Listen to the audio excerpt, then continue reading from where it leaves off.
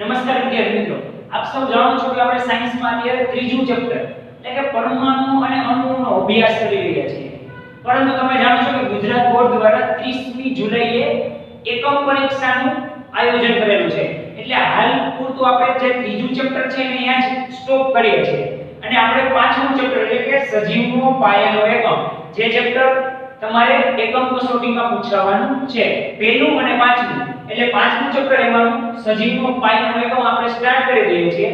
આ ચેપ્ટર પૂરું થશે એટલે કે તરત જ જ્યાંથી આપણું ત્રીજું ચેપ્ટર બાકી છે ત્યાંથી આપણે પાછા વિડિયો સ્ટાર્ટ કરીશું. તો આપણે મસ્ત જે ચેપ્ટર છે બાયોલોજીનું સજીવનો પાયાનો એકમ આજે આપણે શીખીશું.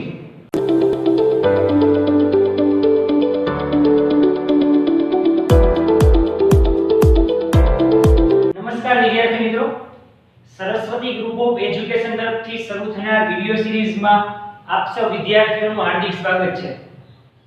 વિદ્યાર્થી મિત્રો, આપણે સાયન્સમાં ચેપ્ટર નંબર 5 એટલે કે સજીવનો પાયાનો એકમ. તો આ ચેપ્ટરનું નામ સાંભળતા જ પ્રશ્ન થાય કે શું સજીવનો પાયાનો એકમ શું હશે? તમને ગેસ થાય કે સજીવનો પાયાનો એકમ શું હશે? આવું કે તમે 8મા ધોરણમાં ભણી ગયા? યાદ કરો તો જરા કાંઈ યાદ આવતું હોય તો. યસ, સજીવનો પાયાનો એકમ થાય કોષ. યાદ કરો વિદ્યાર્થી મિત્રો, આપણે 8મા ધોરણમાં કોષ વિશે માહિતી મેળવી હતી, પણ એ બહુ લિમિટેડ માહિતી હતી. આ ચેપ્ટરમાં આપણે કોષ વિશે ઘણી બધી માહિતી મેળવવાની છે. તમે અહીંયા સ્લાઇડમાં જોઈ શકો છો કે અહીંયા તમને મનુષ્યના ગાલનો કોષ આપેલો છે. તો આવી રીતના બધી વસ્તુના કોષ હોય છે જે આપણે કોષ નરી આંખે જોઈ શકતા નથી. એને આપણે કેની મદદથી જોઈએ છીએ? તો કે સૂક્ષ્મદર્શક યંત્રની મદદથી કોષને આપણે જોઈ શકીએ છીએ. તો આ જે કોષ છે એ કઈ રીતે શોધાણો? મનુષ્યમાં પણ પોતાના કોષ હોય, જેમ કે ગાલનો કોષ, ચામડીનો કોષ, પણ એ આપણે નરી આંખે જોઈ શકતા નથી.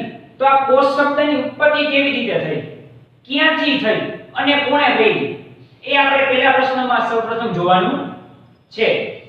તો આપણે સ્ટાર્ટ કરીએ. કોષ શબ્દનો અર્થ આપી તેવી શોધ વિશે માહિતી આપો. તો પહેલા તો કોષનો અર્થ શું થાય, ક્યાંથી આવેલો છે શબ્દ? કોષ છે એક લેટિન શબ્દ સેલ્યુલા ઉપરથી આવેલો છે. શું આવેલો છે? લેટિન શબ્દ સેલ્યુલા. આ સેલ્યુલા છે લેટિન ભાષાનો શબ્દ છે, એના ઉપરથી કોષ શબ્દ આવેલો છે અને એનો અર્થ થાય છે નાનો એવો ઓરડો. નાનો રૂમ હોય એને આપણે શું કહીએ? નાનો ઓરડો. તો કોષ શબ્દનો આપણી ભાષામાં અર્થ થાય છે નાનો ઓરડો. હજી એકવાર રિપીટ કરું છું, કોષ શબ્દ ક્યાંથી આવેલો? તો કે લેટિન ભાષાનો શબ્દ છે. કયો શબ્દ? તો કે સેલ્યુલા, એના ઉપરથી, અને એનો મીનિંગ થાય છે નાનો ઓરડો. ફર્સ્ટ ઓફ ઓલ જે કોષ છે એ 1665 માં રોબર્ટ હુક, જેમનું ચિત્ર તમે જોઈ શકો છો, એને આ કોષ શબ્દને સૌપ્રથમ માર્કેટમાં લાવેલો હતો. એને કઈ પ્રયોગ કર્યા અને એના ઉપરથી એને કોષની શોધ કરેલી હતી. તો શું પ્રયોગ કર્યા હતા? ચાલો આપણે એ જોઈએ કે સૌપ્રથમ 1665 માં રોબર્ટ હુક નામના અંગ્રેજ વૈજ્ઞાનિકે, હમણાં તમે સ્લાઇડમાં જોયું રોબર્ટ હુક નામના વૈજ્ઞાનિકનું ચિત્ર. હવે તેમણે શું કર્યું તો કે એક સૂક્ષ્મદર્શક યંત્ર લીધું. અંગ્રેજ વૈજ્ઞાનિક હતા પોતે. એમાં એને બૂચનો પાતળો છેદ લીધો. બૂચ હોય ને, બૂચ, એનો છેદ એક આડો એમાં રાખ્યો. તો ઈ બૂચનો પાતળો છેદ રાખતા એમાં એને મધપૂડા જેવી રચના, એટલે કે આવી રચના, જો આમ ઓલા મધપૂડો તમે જોયો હોય મધમાખીનો, આવા બોક્સ હોય, આવી રચના એને જોવા મળી. બરાબર?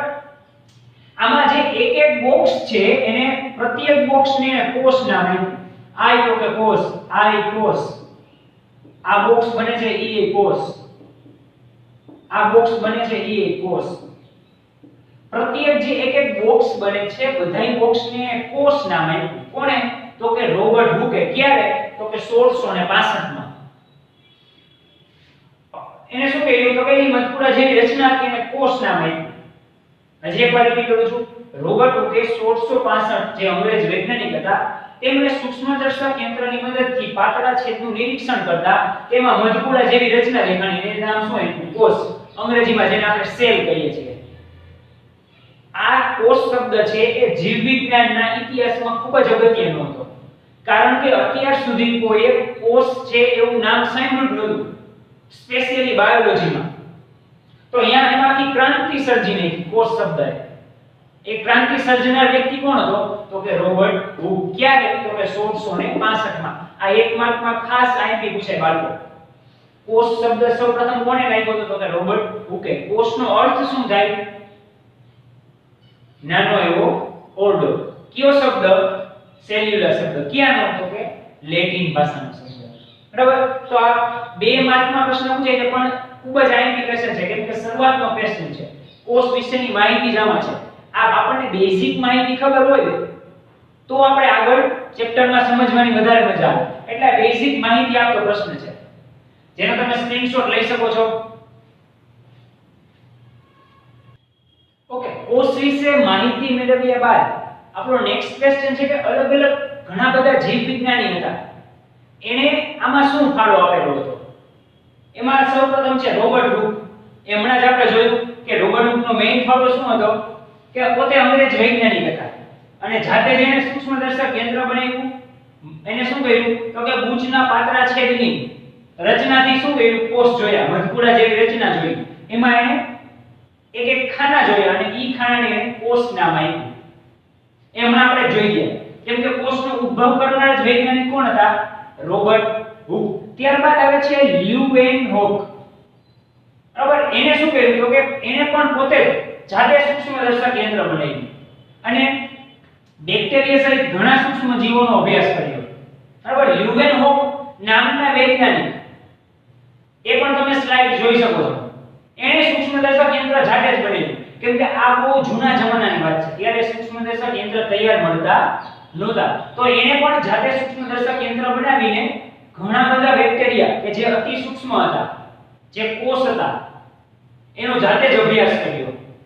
ત્યારબાદ આવે છે થર્ડ નંબર ઉપર રોબર્ટ બ્રાઉન. આ વૈજ્ઞાનિકે વનસ્પતિ કોષમાં ગોળાકાર ભાગને કોષ કેન્દ્ર વર્ણવ્યું. હવે જો રોબર્ટ બ્રાઉન, આ સ્લાઇડ પણ તમે જોઈ શકો છો. તો પહેલા તો કોષ કેન્દ્ર એટલે શું? તો કે આ જે કોષ છે એમાં વચ્ચોવચ્ચ જે હોય એને એનું કોષનું કોષ કેન્દ્ર કહેવાય.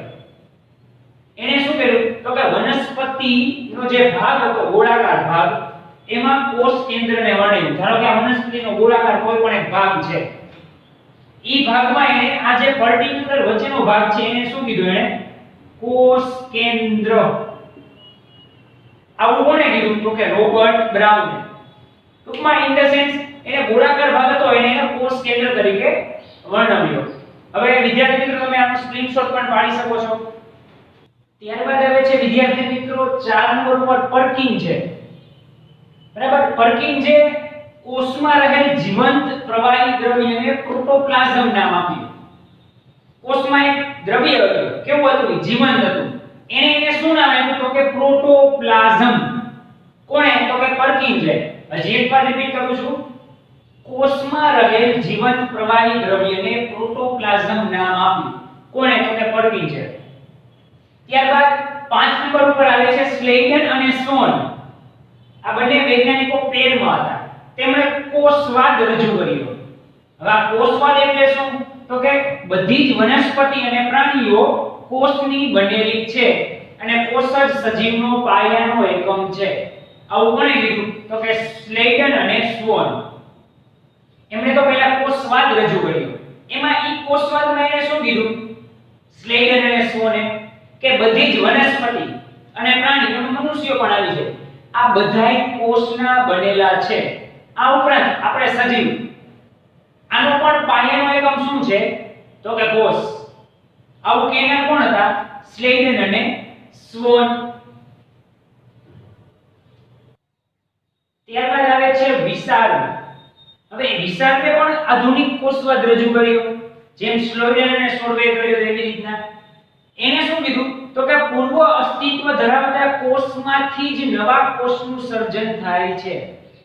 મતલબ કે તમારા જે જૂના કોષ હોય એમાંથી જ બીજા નવા કોષ બને છે. આવું કોણે કીધું? વિસાર્ડે. અને લાસ્ટ આવે છે કેમિલો ગોલ્ગી.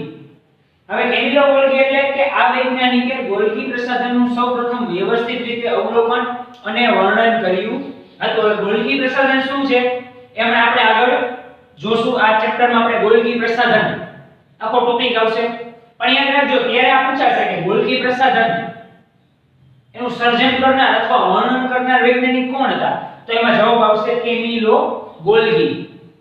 બરાબર, એટલે આ સાતે સાત વૈજ્ઞાનિકો એવા હતા કે જેમણે જીવ વિજ્ઞાનમાં એટલે કે બાયોલોજીમાં પોતાનો મહત્વનો ફાળો આપ્યો હતો અને અલગ અલગ કોષ વિશે મુદ્દાઓ કર્યા હતા. તો આમાંથી મિત્રો તમને એક પ્રશ્ન એમ પણ પૂછાઈ શકે છે, કોઈ પણ ત્રણ વૈજ્ઞાનિકોનો બાયોલોજીમાં મહત્વનો ફાળો આપો તો તમારે એના નામ પણ લખવા પડે અને સાથે સાથે એને જે વ્યાખ્યાઓ આપી હતી અથવા કોઈ કોષવાદ આપ્યા હતા તો એ બધાય તમારે એમાં ડીપથી લખવું પડે. હવે વિદ્યાર્થી મિત્રો, કોષ ભણ્યા બાદ આપણે અલગ અલગ સાત વૈજ્ઞાનિકોના કોષ વિશેની માહિતી પણ ભણી. હવે આપણે જોશું કોષમાંય પ્રકાર આવે, એક કોષીય અને બહુકોષીય. તો કે એ એટલે શું? તમે ધોરણ 8 માં તો થોડુંક તો ભણી જ ગયા છો કે એક કોષીય એટલે શું અને બહુકોષીય એટલે શું. તો કે એક કોષીય એટલે શું કે એના આખા શરીરમાં ફક્ત એક જ કોષ હોય. એક્ઝામ્પલ તરીકે પેરામીશિયમ, અમીબા, બેક્ટેરિયા, ક્લેમિડોમોનાસ આ બધા તમારા માટે નવું હશે. બરાબર, પણ અમીબા, પેરામીશિયમ આ બધા કેવા છે કે જેમાં એક જ કોષ હોય કે એને તમે જેવા આકારમાં નાખો એવો આકાર ધારણ થઈ જાય. ઉપરાંત બહુકોષીય એટલે કેવા કે જેમાં એક કરતા વધુ કોષો હોય. જેમ કે આપણે મનુષ્ય પોતે, હું અને તમે પોતે, આપણને જેવા આકારમાં નાખે એવા આકાર આપણે ધારણ કરશી નહીં, કેમ કે આપણી અંદર હાડકાં હશે અને એક કરતા કેવા છે એ પણ વધુ હશે. તો આપણે એ ડિફરન્સ જ આ પ્રશ્નમાં જોવાનો છે કે એકકોષીય એટલે શું અને બહુકોષીય એટલે શું. તો પહેલા તો એના એક્ઝામ્પલ આવે છે, બેક્ટેરિયા, અમીબા, પેરામીશિયમ, ક્લેમિડોમોનાસ આ બધા શું છે તો કે એકકોષીયના ઉદાહરણ છે. આપણે બીજું જોઈએ બહુકોષીય. તો કે યીસ્ટ સિવાયની ફૂગ ઘણી બધી પ્રકારની આવે. એમાં આના સિવાયની, યીસ્ટ સિવાયની વનસ્પતિ અને પ્રાણીઓ, આ પ્રાણીઓમાં મનુષ્ય પણ આવી છે. આપણે બધા કેમ આવી છીએ? બહુકોષીયમાં. હવે આ બંને વચ્ચે એક એક્ઝામ્પલ તો જોઈ લીધા. હજી આમાં શું ડિફરન્સ છે તો કે આ એક જ કોષ બધા કાર્ય કરે છે. કેમાં? એક કોષીયમાં એક જ કોષ હોય અને ઈ જ બધાય કાર્ય કરે.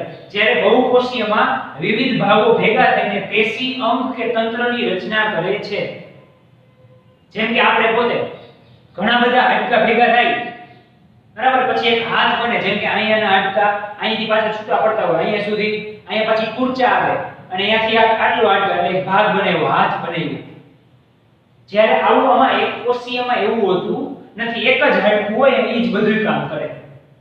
કેમાં એકે પેશી કે તંત્ર કાંઈ હોતું નથી. એ કેમાં જોવા મળે છે તમને? બહુકોષીયમાં. એમાં ઘણા બધા આવા કોષ ભેગા થાય અને શું બનાવે? પેશી, અંગ કે તંત્રની રચના કરે છે. આ બે પોઈન્ટ થી હજી આગળ જોઈએ. વિભાજનથી તેમના જૈવિક સંતતિ સર્જે છે. જો અમીબા હોય ને, અમીબા ઈ આવું હોય, આમ અનાકાર હોય, એનું વિભાજન થાય. વિભાજન એટલે કે શું તો કે બે ભાગ થવા. હવે ઈ આમાંથી બે ભાગ થઈને આવું થાય. જો આમ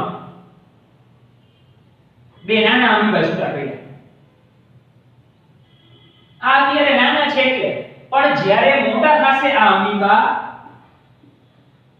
ત્યારે પાછા આના જેવા જ થઈ જશે. એટલે શું કીધું કે એના ભાગ પડે ને વિભાજન એટલે એના જેવી જ સંતતિ. સંતતિ એટલે પેઢી આવનાર. ઈ એના જેવી જ હોય, એમાં કઈ ચેન્જ હોતો નથી. જ્યારે બહુકોષીયમાં બહુકોષી સજીવ એક જ કોષમાંથી નિર્માણ પામે છે. એની આની જેમ બે ભાગ પડતા નથી. એક જ કોષ હોય એમાંથી નિર્માણ પામે. તમે જાણો છો કઈ રીતે મનુષ્યનો જન્મ થતો હોય, બરાબર? જ્યારે એક કોષીયમાં શું હોય તો કે એનું વિભાજન થાય, એના બે ભાગ પડે અને એમાંથી એના જેવી બે પેઢી નવી સર્જે. આવી રીતના એક કોષીય અને બહુકોષીયનો ડિફરન્સ છે. તમે જોઈ શકો છો. સૌપ્રથમ પહેલો પોઈન્ટ શું છે તો કે આપણે બેયના એક્ઝામ્પલ દીધા. બીજો પોઈન્ટ તો કે એક જ કોષમાંથી આ વિવિધ કોષમાંથી. ત્રીજો પોઈન્ટ તો કે વિભાજન થાય, બે ભાગ પડે એટલે એને જૈવિક પેઢી ઉત્પન્ન થાય. જ્યારે આમાં શું હોય એવું હોતું નથી. એક જ કોષમાંથી બધા નિર્માણ પામે છે. વિદ્યાર્થી મિત્રો, તમે આનો તફાવતનો સ્ક્રીનશોટ પણ પાડી શકો છો. હવે વિદ્યાર્થી મિત્રો, આપણે ક્યારના કોષ તો ભણી છે, પણ માનવ શરીરમાં કેટલા પ્રકારના કોષ આવેલા છે અને કયા તો આપણે એ જોવા માટે એક મસ્તનો પ્રશ્ન સમજીએ. હું તમને સ્લાઇડની મદદથી બતાવીશ. એટલે સ્લાઇડ જોશો તો તમને ખ્યાલ આવી જશે વધારે ઇન્ટરેસ્ટ જશે તમને. માનવ શરીરમાં વિવિધ આકારના કોષ ઓળખી તેમના નામ જણાવો. હવે તમને અંદાજે કોઈ પણ એક કોષ બતાવવામાં આવે ને એમ કહે આ કોષનું નામ જણાવો અથવા માનવ શરીરમાં કયા પ્રકારનો છે, આપણામાં હોય એ કોષ છતાં આપણને ખબર પડતી નથી. એટલે અલગ અલગ 7 પ્રકારના જે કોષ છે એના નામ અને દેખાવમાં કેવા છે એ જાણવું તમારા માટે ખૂબ જ અગત્યનું છે. ચાલો આપણે સ્ટાર્ટ કરીએ. પહેલો કોષ છે અંડકોષ. તો તમે સ્લાઇડમાં જોઈ શકો છો અંડકોષ. જે માનવમાં આવી રીતના અંડકોષની રચના હોય છે. બીજો કોષ છે અરેખિત સ્નાયુ તંતુ. તો એમાં પાછળથી તમે જોઈ શકો છો સ્નાયુ જેવી છે, બરાબર. તો એ શું છે? અરેખિત સ્નાયુ તંતુ. ત્યારબાદ ત્રીજો છે ચેતાકોષ. ચેતા તમે નામ સાંભળ્યું જ હોય, તો આ એક ચેતાકોષ છે, બરાબર. ચોથો છે રુધિર કોષો એટલે કે લોહીના કોષો. તો એ પણ તમે રુધિર કોષો સ્લાઇડમાં જોઈ શકો છો. આ કેના છે? લોહીના કોષો છે. આપણા જે લોહી હોય એમાં આ પ્રકારના કોષ અંદર આવેલા હોય છે. ત્યારબાદ પાંચમો છે શુક્રકોષ. તો એ પણ તમે જોઈ શકો છો જે શુક્રાણુમાં આવેલા હોય છે. છઠ્ઠો છે અસ્થિકોષ. અસ્થિ એટલે કે યસ હાડકા.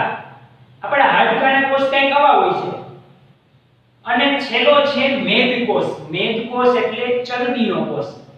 આપણે ઘણા જાડા હોય ને તો એનું જે જાડું હોય ને એને મેદસ્વીતાપણું કહેવાય. શું કહેવાય? મેદસ્વીતાપણું. એના માટે આ મેદકોષ જવાબદાર હોય છે. તો વિદ્યાર્થી મિત્રો આજના સેશનમાં આપણે સૌપ્રથમ શું જોયું? કોષ શબ્દ.